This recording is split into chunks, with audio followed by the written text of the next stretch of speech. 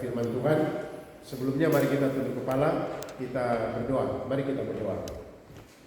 Bapa di surga, kami mengucap syukur untuk kasih setiamu dalam kehidupan kami, yang selalu menyertai dan memberkati kami, dan membuktikan penyertaan-Mu melalui kehidupan kami. Terima kasih untuk kesaksian-kesaksian yang menceritakan bagaimana Tuhan yang telah menyertai dan menolong anak-anak-Mu, memberikan hikmat, kekuatan, dan kesehatan. Dan kami bersyukur, kami memuji nama-Mu yang agung sebagai tanda bahwa Engkau menyertai mereka. Engkau telah membuktikan penyertaan yang sempurna atas mereka. Terima kasih. Saat ini kami mau baca dan merenungkan firman Tuhan. Bicara secara pribadi kepada masing-masing kami. Pakailah hamba-Mu untuk menjadi alat seorang berkat firman bagi kami semua. Beri sikap hati yang benar bagi kami, belajar firman untuk melakukannya. Terima kasih, dalam nama Tuhan Yesus kami berdoa. Amin. Shalom. Shalom. Seperti yang saya sudah sampaikan minggu lalu, kita akan belajar bersama-sama masih di tempat yang sama di minggu lalu, yaitu Lukas pasal 11.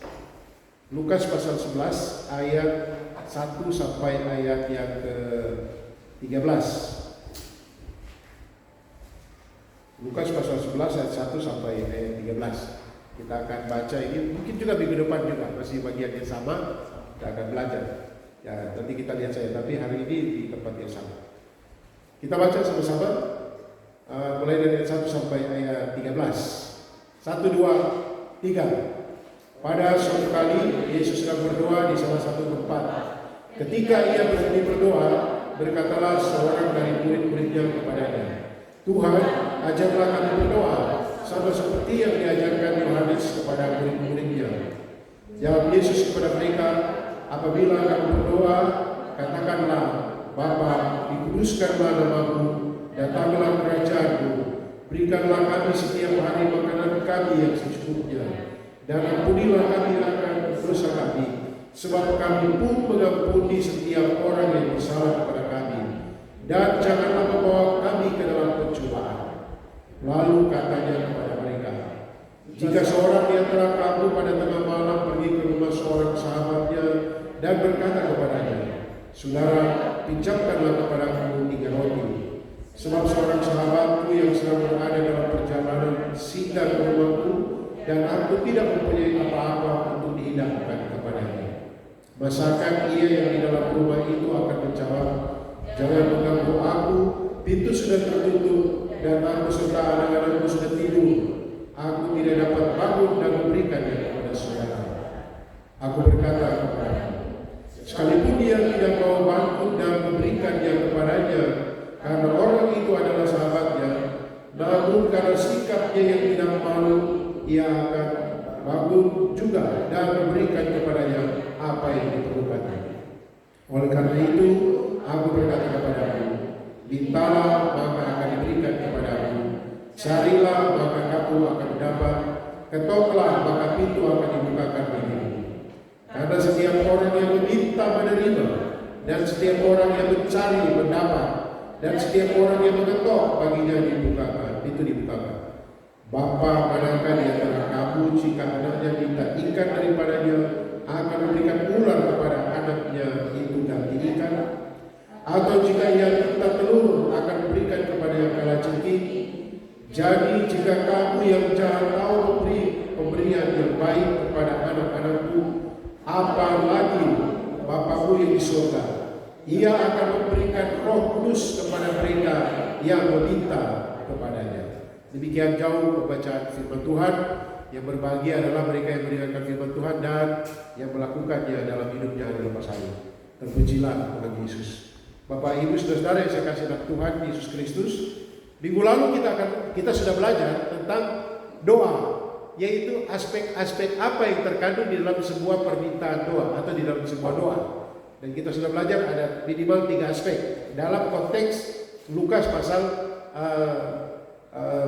pasal 11 ayat 9 sampai 13 waktu itu, yaitu pertama, doa itu harus mengandung unsur kerendahan hati, itu yang pertama. Yang kedua, harus ada unsur usaha. Jadi seperti kesaksian tadi, kita sudah berdoa, Tuhan terima kasih, tapi kita juga berdoa minta supaya Tuhan pakai kita untuk menjawab doa yang kita minta, atau pakai kita sebagai jawaban doa juga. Ya kan? Karena ada orang bilang, saya harus berdoa, oh Tuhan tolong. Ada cerita ya.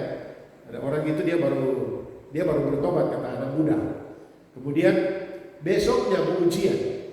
Dia bilang, firman Tuhan bilang saya harus berdoa. Kemudian dia berdoa dari pagi, dia puasa malam. Dari pagi sampai sore dia puasa. Kemudian dia doa semalam suntuk sampai dia ngantuk. Besok paginya ujian. Waktu ujian dia kaget, dia tidak bisa jawab. Dia bisa jawab. Kemudian karena dia tidak bisa jawab, sudah mau kumpul, sudah mau bel, dia langsung tulis di lembar jawaban itu begini. Minta maaf Pak Guru, kemarin sepanjang hari saya puasa, semalaman saya berdoa dan saya ngaku saya tidak bisa jawab. Saya berdoa minta Tuhan tolong saya, tapi saya tidak bisa jawab. Pak Guru waktu periksa, Pak Guru senyum dan dia jawab, dia tulis begini, 100, nilainya 100, tapi dia buat catatan, ini buat Tuhan dan 0 buat kamu. Ada orang kan berdoa tapi tidak mau berusaha. Ada yang begitu di sini. Tuhan memberkati supaya saya punya lahan, kampung saya akan banyak petik. Kau tahu, kau tidak bersihkan dulu kepulahan. Kangkung dia tumbuh sedikit, dapat tutup dan saya berdoa, tangan lagi di situ, Tuhan berkati kampung-kampung ini. Tuh boleh ya, saya berkati, tapi kau cabut-cabut dulu, itu ke keluar dulu. Itu contoh. Nah, yang ketiga apa? Aspek yang ketiga, ketekunan. Jadi kerendahan hati, usaha dan ketekunan. Berdoa bukan hanya sekali, tapi terus-menerus berdoa sampai Tuhan memberikan jawaban. Jawabannya itu memang ada yang tidak setuju, tapi saya kira seperti itu. Jawabannya Tuhan bilang tidak. Atau yang kedua, nanti dulu ya, belum waktunya. Yang ketiga, baik. Tapi kita harus tekun, terus-menerus berdoa. Nah sekarang, saudara-saudara, kita akan mempelajari tentang hal lain. Seperti sudah saya katakan, doa. Doa itu bagaimana berdoa. Bagaimana kita berdoa.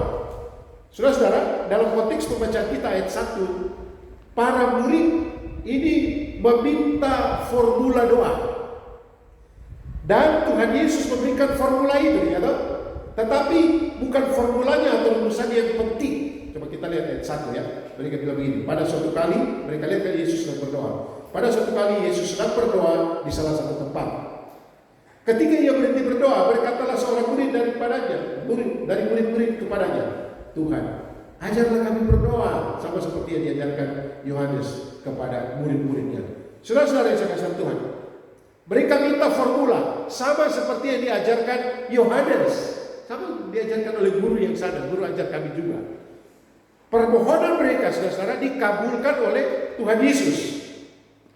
Tetapi bukan berhubungan dengan formula doa, bukan pula berhubungan dengan susunan kata-katanya. Di sini Tuhan Yesus mengajarkan prinsip-prinsip di dalam doa. Kalau kita lihat ini Lukas 11. Ini beda dengan Matius pasal 6. Waktu khotbah di bukit, waktu khotbah di bukit Yesus bilang, jika kamu berdoa, berdoalah demikian. Tetapi di ayat 1 di sini, ayat 2, kalau kita lihat ayat 2 bilang apa? Jawab Yesus kepada mereka, apabila kamu berdoa, katakanlah. Kalau di pasal 6 Matius itu hendaklah kamu berdoa. Nah, saudara-saudara yang saya kasih di dalam Tuhan Yesus Kristus, ada beda kok? Ada beda saudara Lukas 6. Ini artinya doa itu tidak tergantung sebuah formula.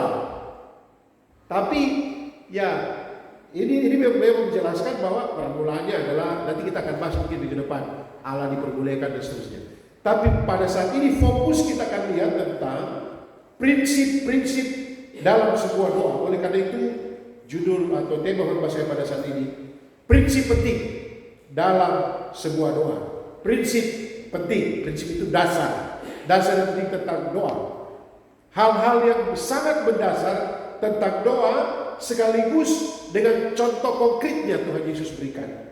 Saudara-saudara, sebagai anak-anak Tuhan, kita harus memahami prinsip-prinsip doa yang mendasar. Apa yang harus diperhatikan dalam sebuah doa? Dalam berdoa apa yang harus kita perhatikan?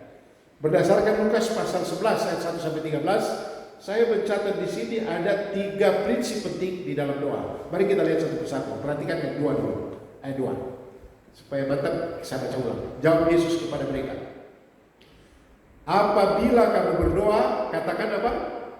Katakanlah, Bapa, dikuduskanlah namamu, datanglah kerajaan. Saya hanya membahas kata Bapa.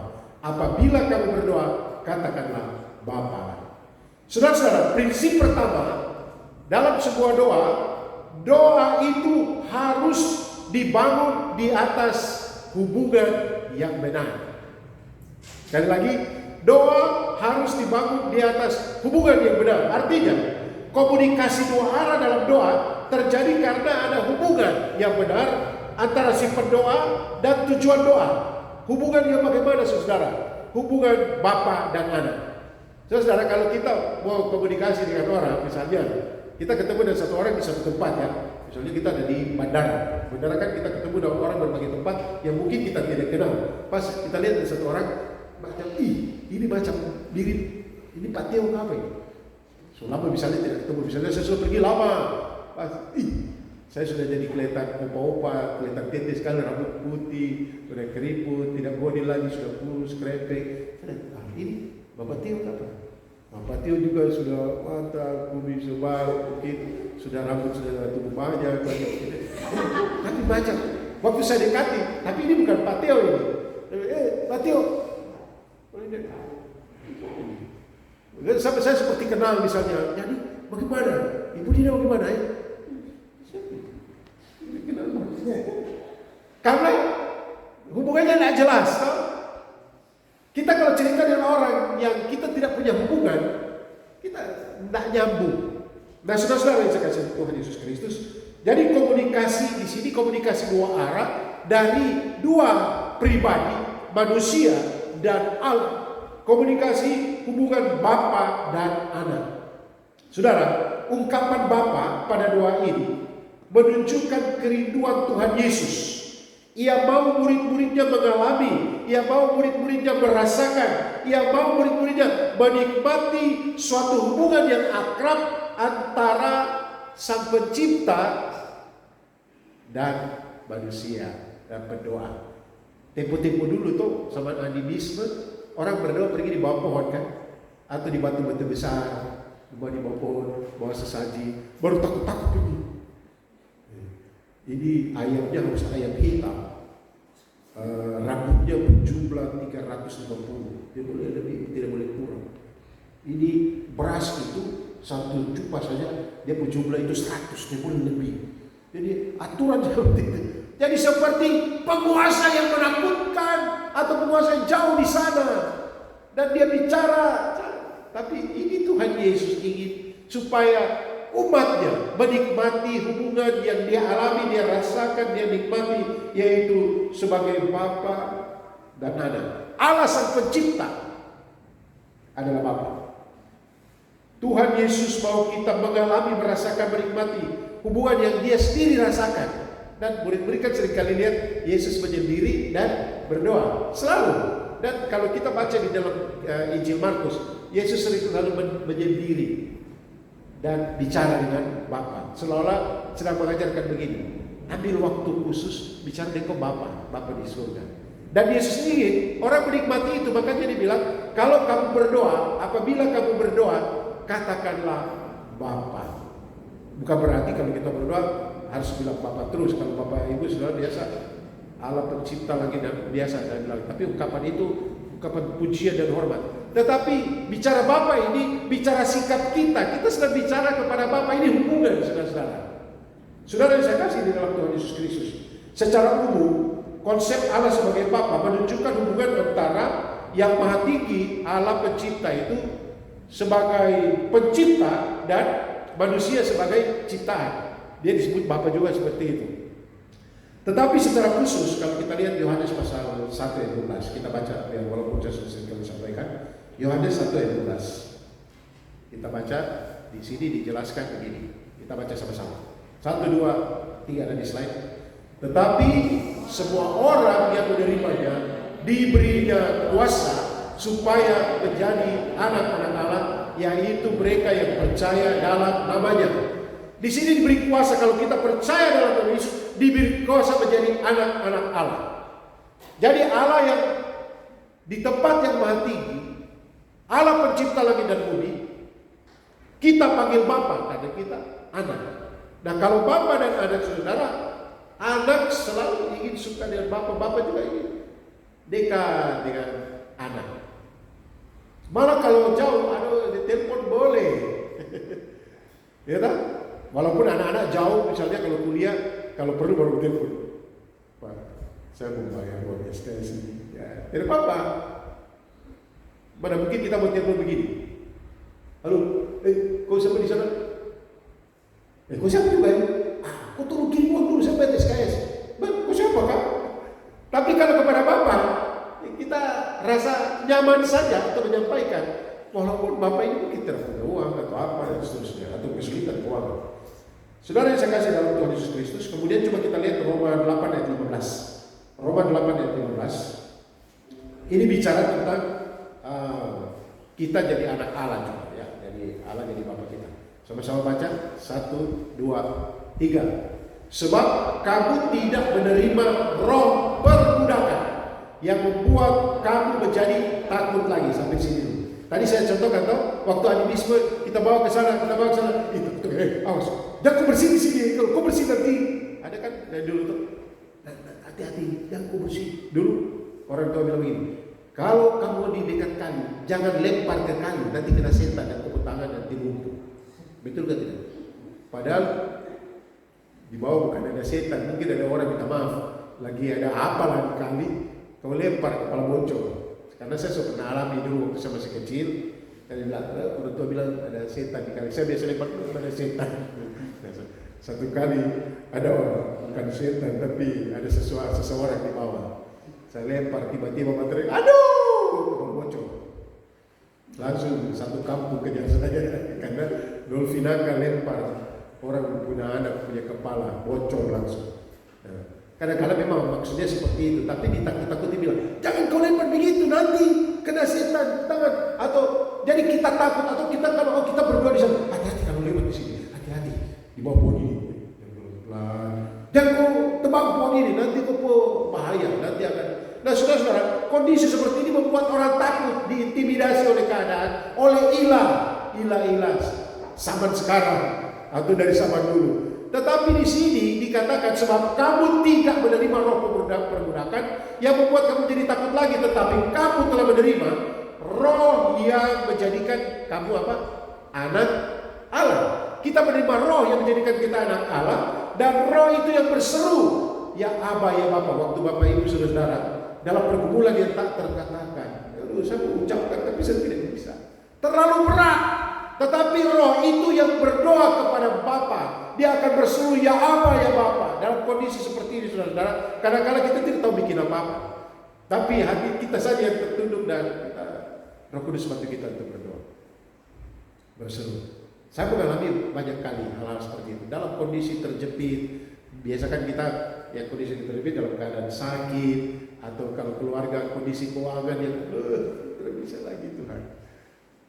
Apalagi kita hamba Tuhan, tidak bisa. Saya mau pinjam, tapi saya cari orang yang saya sangat percaya, yang dia tidak beritahu orang lain bahwa Bapak Pendeta, Bapak Gembala pinjam uang. Tapi setelah itu juga saya berdoa, tarik lagi ini malu sekali. Tapi saudara, ketika dalam kondisi seperti ini, siapa tolong kita? Roh Kudus yang bantu. Dia berseru, ya Aba, ya Bapa. Jadi kadang-kadang bapak-bapak, ibu-ibu ada bilang, saya tidak tahu berdoa. Dalam kondisi atau dalam keadaan pergumulan, dekatkanlah dirimu saja kepada Allah. Roh akan menolong. Dia akan bantu kita. Kadang-kadang cuma air mata saja yang keluar. Kenapa waktu keluar dari kamar kenapa kau menangis? Tidak tahu ya, tapi hati kita sudah terangkat kepada Tuhan. Roma pasal 8 ayat 15 ini kalau boleh Bapak Ibu hafal, taruh dalam hati. Di keadaan sulit sekalipun, dekatkanlah diri kepada Tuhan. Roh akan berdoa untuk kita di saat kita tidak bisa. Nah kalau roh yang berdoa bagaimana? Ya, roh Allah yang berdoa, Allah Bapa pasti mengerti. Ya, di dalam nama Tuhan Yesus. Saudara yang saya kasih Tuhan. Jadi di sini yang terpenting di dalam sebuah doa, prinsip ini sangat penting, adalah hubungan dan persekutuan dengan Allah. Saya menjelaskan saya belajar dari Lembaga Pelayanan Mahasiswa Indonesia. Saya belajar banyak di situ. Mereka menjelaskan tentang perbedaan antara hubungan dan persekutuan. Apa bedanya? Mereka ilustrasikan begini. Misalnya saya, Dolfi Ratak, saya punya hubungan dengan Billy, yaitu Billy anak dari Dolfi Ratak dan Dolfi Ratak adalah bapak dari Billy. Nanti seandainya dia buat kesalahan besar yang membuat kami hanya dia lari dari rumah, contoh saja. Saya mau tanya, apakah hubungan bapak dan anak putus ke tidak? Tidak. Apapun yang terjadi dengan dia adalah anak saya adalah bapaknya. Apapun. Nanti saya ganti farm, dia ganti farm lain. Misalnya dia ganti farm jadi Doan Siman, tetap orang bilang jadi tetap kuat. Itu namanya hubungan. Tapi antara bapak dan anak ini ada namanya persekutuan. Waktu dia lari, persekutuan masih bagus ke tidak? Tidak rusak. Hubungan tidak akan rusak. Hubungan tidak akan putus. Tapi persekutuan bisa rusak. Makanya ada orang yang begini, hari ini juga hubungan kita putus kalau sampai kau mati. Tidak putus, tidak bapak dan anak, mama dan anak tetap kemanapun. Makanya kalau di bank atau urusan apa, selalu tanya nama, sebutkan namanya, nama ibu, nama ibu. Walaupun kau lari dari rumah tetap kau sebut nama ibu. Ya kan? Saya selalu bilang anak-anak, dan saya hafal nama ibu saya. Nama ibu saya Rin Marta, namanya, nama kecil. Jadi kalau misalnya Hendrika, nama ibu, kau sebut nama Heni. Nah, Heni Madang, kau mama. Tidak ada hubungan. Hubungan itu tidak akan rusak, tapi persekutuan itu rusak. Nah, jadi yang terpenting adalah kita membangun hubungan dulu. Ketika kita percaya Yesus sebagai Tuhan dan Juru Selamat pribadi, kita ada hubungan dan kita bisa berseru kepada Bapa. Tapi ada saat-saat tertentu ketika kita jatuh dalam dosa, kita mengecewakan Tuhan, persekutuan kita rusak. Nah, kita bilang begini, Mazmur 68 ya. Dikatakan seandainya ada niat jahat dalam hatiku, tentu Tuhan tidak mendengar doaku. Yesaya 59:1-2. Sesungguhnya tangan Tuhan tidak kurang panjang untuk menyelamatkan. Telinga Tuhan tidak kurang tajam untuk mendengar, tapi yang merupakan pemisah antara kamu dan Allahmu adalah dosamu. Jadi dosa bikin persekutuan rusak. Jadi kalau persekutuan rusak, Tuhan tidak bisa dengar kita punya doa. Makanya anak kalau sudah buat salah, anak kalau sudah buat dosa, datanglah kepada Bapa. Bapa tidak akan usir kita. Ingat ilustrasi atau gambaran Yesus cerita tentang anak bungsu dan anak bungsu yang dia bilang kasih semua, saya punya harta, saya punya warisan. Dikasih dan dia punya foya-foya, dia jual semua. Dia jual kemudian dia foya-foya, buat dosa. Waktu dia sudah lapar, dia datang kembali kepada Bapa dengan malu. Apakah Bapa tolak? Tidak. Bapa terima dengan sangat terbuka. Saudara yang dikasihi Tuhan, jadi prinsip pertama doa, yaitu doa harus dibangun di atas hubungan yang benar. Tetapi ketika persekutuan itu rusak, maka kita harus memperbaiki persekutuan itu dengan pengakuan dan datang kembali kepada Bapa. Prinsip yang kedua, doa harus disemangati oleh motivasi yang benar. Sekali lagi, doa harus doa harus disemangati oleh motivasi yang benar. Ayat 5-8. Bapak Ibu Saudara, artinya apa? Artinya jika berdoa selain karena didasarkan pada hubungan yang benar, doa juga harus disemangati oleh dorongan-dorongan yang benar. Dorongan apa itu? Di dalam ayat yang ke-8 5-8 Saudara, memang ilustrasi dalam ayat 5-8 ini menegaskan tentang pastinya sebuah jawaban doa. Karena dia bicara begini, mintalah maka akan diberikan, carilah maka akan kamu mendapat, ketuklah pintu dibukakan. Ini kan bicara tentang kepastian. Nah, di samping dia bicara tentang kepastian jawaban doa, tetapi ilustrasi ini juga dapat terlihat sebuah prinsip penting lagi, yaitu doa harus disemangati oleh motivasi yang benar. Perhatikan beberapa ungkapan penting dalam ilustrasi ini. Ada cerita toh, seorang sahabat datang, dikatakan dia datang meminta, ada tamu dia, ayat yang kelima. Jika seorang di antara kamu pada tengah malam ke rumah seorang sahabatnya, berkata kepadanya, jadi begini, seorang datang kepada sahabatnya, jadi mereka sahabatan, bestie, sekarang bilang bestie, mereka sahabatan, itu malam, katakan malam, dan minta, ya, pinjam, bukan minta, pinjam. Nah saudara, kata-kata penting di situ pertama, tengah malam. Dia datang tengah malam. Kedua, menjumpai sahabatnya. Yang ketiga, meminjam roti, ingin pinjam roti. Seperti yang lalu saya sampaikan kepada Bapak Ibu, ini bukan ajaran Tuhan Yesus bahwa walaupun kalau kita sahabatan, kita bisa pergi separuh waktu ke sahabat kita dan kita bisa pinjam apa saja. Tidak. Ini sudah bicara tentang tidak malu untuk datang kepada Bapak. Ini konteks doa, bukan konteks pinjam-pinjam, minta-minta. Saudara, saya kasih Tuhan Yesus Kristus. Apakah kita bisa pinjam? Mungkin bisa. Tapi sebaiknya kita yang memberikan pinjaman. Kita berdoa, pakai kita jadi berkat. Ya. Tapi ini tidak bicara, jangan, saya keluar dulu dari konteks ini. Mari kita kalau bestian atau bersahabatan, mari kita usahakan menjaga supaya persahabatan ini tetap kokoh kuat. Jangan kita nodai dengan sesuatu yang apa gitu. Kalau boleh, mungkin bestie kita tanya, kawan, saya lihat dari kemarin kok itu buru-buru. Saya udah persoalan. Tapi kalau sahabat sejati kan dia akan cerita. Cuma dia, saya tidak semua sahabat, saya cuma pergumulan saya ya orang-orang tertentu. Ya sahabat setia saya ya dua, Tuhan Yesus dan istri. Ya, saya cerita walaupun kadang-kala oh itu lama mendengar saja. Karena kebanyakan kita mau didengar saja kan, bukan dicarikan solusi, betul? Ya, kita cuma mau didengar saja, dengar saja. Nah, saudara, tengah malam datang, tujuannya minta. Di sini bicara tentang apa, saudara? Tanggapan Tuhan Yesus ayat 8. Kita baca sama-sama ayat 8.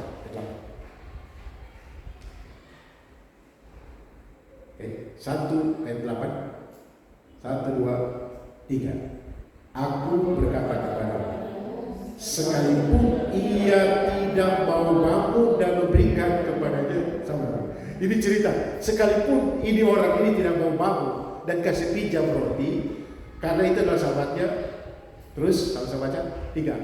Namun karena sikapnya yang tidak malu, ia akan bangun juga dan memberikan kepadanya apa yang diperlukannya. Saudara yang saya kasih Tuhan, sahabatnya itu akan bangun dan memberikan yang diperlukannya. Mengapa? Karena ada dua alasan. Orang itu adalah sahabatnya. Pertama, orang itu adalah sahabatnya. Yang kedua, karena sikap yang tidak malu. Saudara, sekalipun tidak mau bangun, tetapi ini sahabat yang mau bangun juga dan memberikan roti dan pinjamkan kepada sahabatnya. Ini Allah sedang bicara, atau Yesus sedang mengajarkan kepada kita prinsip penting ini, dorongan bahwa kita punya Allah yang adalah sahabat kita. Kita datang saja kepadanya, tidak usah malu datang. Bapak justru senang jika anak-anaknya menunjukkan kegigihan, ketekunan, karena itu adalah bentuk dari kesungguhan. Juga menunjukkan keberanian dan keyakinan. Karena itu saudara, kalau kita berdoa, motif kita adalah, dorongan semangat kita adalah, ini Bapak, ini saya mau Bapak, ini saya punya sahabat. Pasti dia mengerti saya. Pasti dia tahu keadaan saya. Iya tahu? Saya punya sahabat dulu. Ada orang tengah malam masih tidur, dia telepon. Kamu tahu telepon itu apa, Bapak Ibu? Cuma bercerita saja. Saya juga dalam hati, tapi betul juga. Kita hanya mendengar, dia cerita saja. Apakah dia minta saya mau tolong dia? Oh, dia jawab, atau dia tidak dedikat saya. Apalagi Bapa di surga. Jadi motif atau dorongan semangat kita berdoa adalah, Bapa firman Tuhan mendorong saya untuk tidak usah malu datang kepada Tuhan. Sudah tidak usah malu. Mungkin sudah bilang begini, saya sudah jauh dari Tuhan. Saya ini orang paling berdosa. Saya ini mengecewakan ini. Saya seringkali membuat kecewa ini. Saya seringkali membuat masalah. Saya malu datang kepada Bapa. Banyak kali mau di perjamuan begitu ya. Saudara, persoalannya bukan kita keluar dan tidak ikut perjamuan. Persoalannya datang kepada Bapa. Siapakah di antara kita di sini yang paling rohani? Mungkin saya tidak mabuk, mungkin saya tidak minum minuman keras, mungkin saya tidak main judi, tapi saya munafik. Mungkin, gitu. Kita yang kelihatan rohani, wah, postingan di Facebook, di WA, di TikTok, semua hal-hal yang sifat rohani. Tapi itu kamuflase menutupi hal yang sebenarnya dalam hati. Dapat sudah bilang, saya ini tukang tipu, saya ini bikin ini, saya ini pencuri. Datang kepada Bapa, tidak ada Bapa surgawi tidak akan tolak. Amin. Datang kepada Dia. Motif itu yang kita punya keberanian datang. Motif itu. Yang ketiga, saudara yang saya kasih dalam Tuhan Yesus Kristus, prinsip penting dalam sebuah doa. Yang pertama, doa harus dibangun di atas hubungan yang benar sebagai Bapa dan anak. Yang kedua, doa harus disemangati oleh motivasi yang benar. Motivasi atau dorongan yang benar, dorongan yang tahu dalam hati bahwa Tuhan itu Dia tahu, Dia sahabat saya yang mengerti. Yang ketiga, harus disampaikan dengan pemahaman yang benar. Memang ada kaitan erat sekali dengan kedua ini. Disampaikan dengan pemahaman yang benar. Artinya, ketika berdoa kita harus memiliki pemahaman yang benar tentang pribadi yang menjadi tujuan doa kita. Dan juga kita memiliki pemahaman yang benar tentang untuk siapa kita berdoa. Jadi dua hal penting ini. Kita harus paham kepada siapa kita berdoa. Saya sedang berdoa kepada Bapa di surga. Kita harus paham betul, kenal betul sifat-sifatnya. Tetapi juga kita juga berdoa memiliki pemahaman yang benar untuk siapa saja kita berdoa. Dalam cerita ini dalam ayat 5 sampai 8.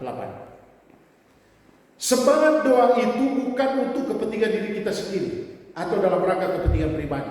Ini saudara, dia rela, dia mau pergi ke sahabatnya, kasih bangun sahabatnya, karena ada orang berkunjung ke rumahnya, dia tidak punya roti, dia mau kasih makan tapi tidak punya. Jadi dia bilang, pasti sahabat saya punya.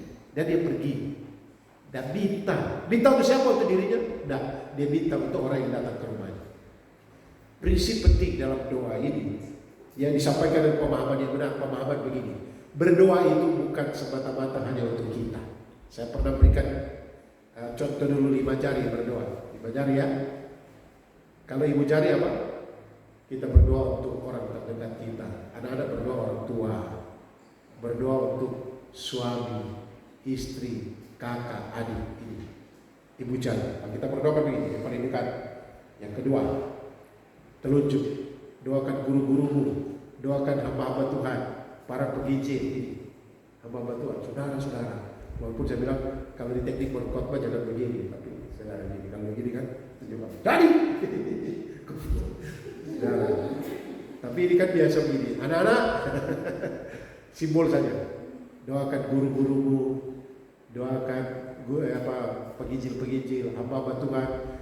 Doakan gembala, itu yang kedua. Yang ketiga, ini yang paling tinggi. Jari apa? Yang paling tinggi. Ada yang di sini jari tengah paling pendek. Nah, itu lain, itu kelainan itu. Artinya doakan pemimpinmu, bangsa, negara, pemerintah di sini. Tapi juga kalau kau ada buah, doakan kau punya pimpinan.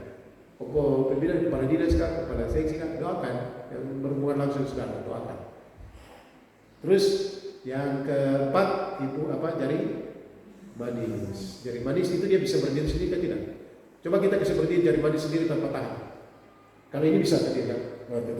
Ini bisa kan tidak? Bisa. Ini bisa? Bisa. Kelingking? Oh bisa. Tapi jari manis apa ya? Bisa kasih berdiri tanpa berdiri yang lain. Harus berdiri yang lain mesti ikut. Artinya ini gambaran orang lemah, para janda, anak yatim, orang-orang susah, yang sakit, kita doakan. Kalau kita ingat siapa yang sakit, kadang-kadang malam-malam kita tidur, tiba-tiba kita ingat. Saya banyak kali begitu, saya ingat, aduh Ibu Rika, Tuhan, tengah malam, terbangun, Ibu Hedi juga harus tidur. Walaupun saya tidak pernah tidur, Tuhan tolong jaga Ibu ini. Terus saya ingat, Tuhan tolong ini. Pokoknya kita ingat, sampaikan. Kan sambil berdoa, sambil mau tak tidur lagi, jangan. Kau tak bangun jam 2 baru kau tidak bisa tidur lagi Tuhan. Pasti kan sebutkan namanya, nama istrimu, nama suamimu. Kalau Tuhan taruh di hati dan pikiran. Kalau orang yang kita cintai juga kan kadang-kadang Tuhan ingatkan di hati pikiran. Nah itu. Kemudian yang terakhir apa? Kelingking. Kelingking ini diri sendiri, baru kita doa di belakang.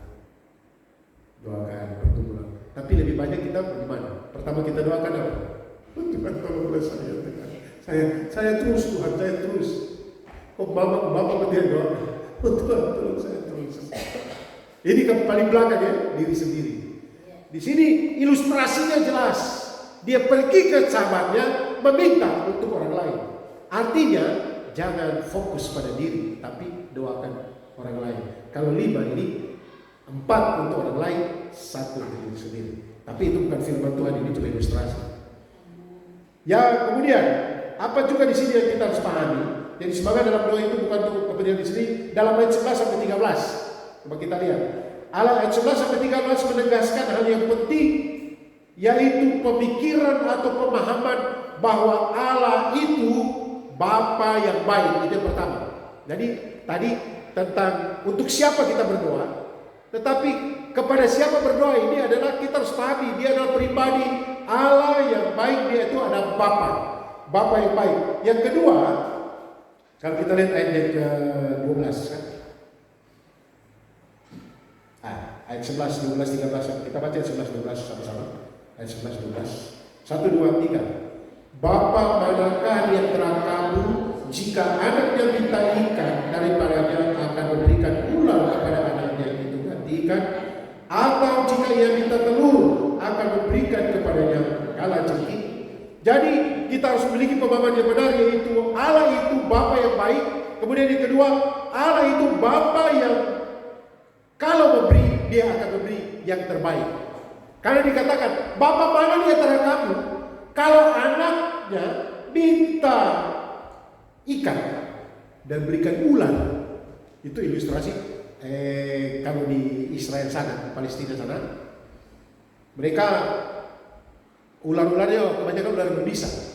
Jadi antara ikan dan ular beda. Jangan bawa konteks Manado atau Papua.